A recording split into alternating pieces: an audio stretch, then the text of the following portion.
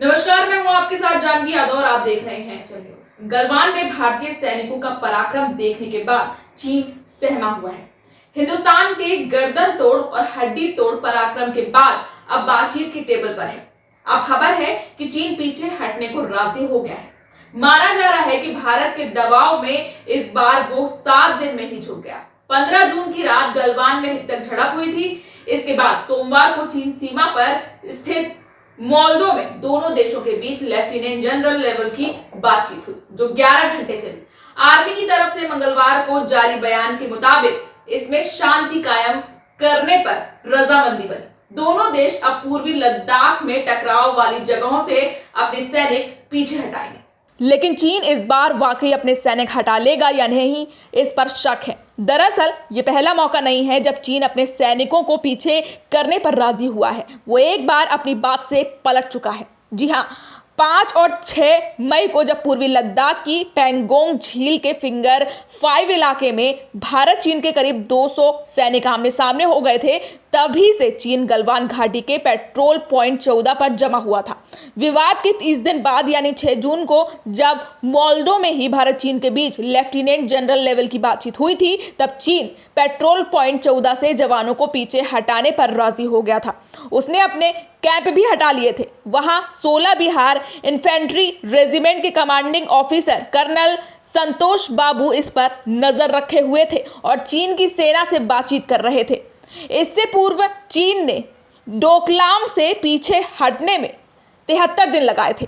28 अगस्त 2017 को चीन पीछे हटने को राजी हुआ और उसी दिन उसने सैनिक भी हटा लिए थे। बाद में वहां विवाद नहीं हुआ।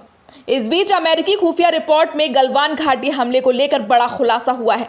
रिपोर्ट के मुताबिक चीन के वरिष्ठ जनरल ने अपने सैनिकों को गलवान घाटी में भारतीय सैनिकों पर हमले का आदेश दिया था।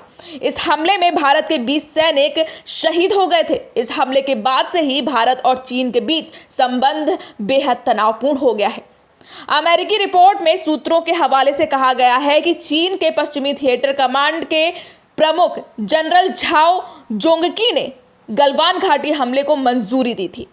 जनरल झाओ उन कुछ गिने चुने वरिष्ठ जनरल में शामिल हैं जो पीएलए में अभी भी सेवा दे रहे हैं। झाओ पहले भी भारत के साथ हुए गतिरोध पर अपनी नजर रखते रहे हैं। सूत्रों ने कहा है कि झाओ भारतीय सैनिकों पर हमले के जरिए भारत को सबक सिखाना चाहते थे। अमेरिका की एक खुफिया रिपोर्ट चीन के उस दावे के उलट है जो वो पिछले कुछ दिनों से दावा कर रहा है। चीन के विदेश मंत्रालय ने कहा था कि भारतीय सैनिकों ने चीनी सैनिकों पर हमला किया था।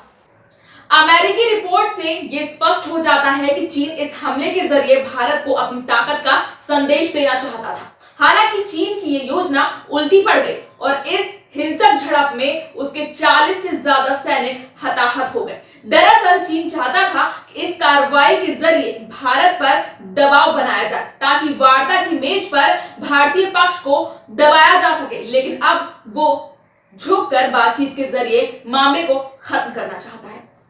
तो ये थी हमारी आज की खास रिपोर्ट। इस तरह खबरों के लिए देखते रहिए एचएम न्यूज। हमारी न्यूज़ आपको पसंद आई हो तो वीडियो को लाइक करें और हमारे साथ जुड़े रहने के लिए चैनल को सब्सक्राइब कर बेल आइकन को ज़रूर दबाएं, जिससे हमारी सारी अपडेट्स आपको मिलती रहें।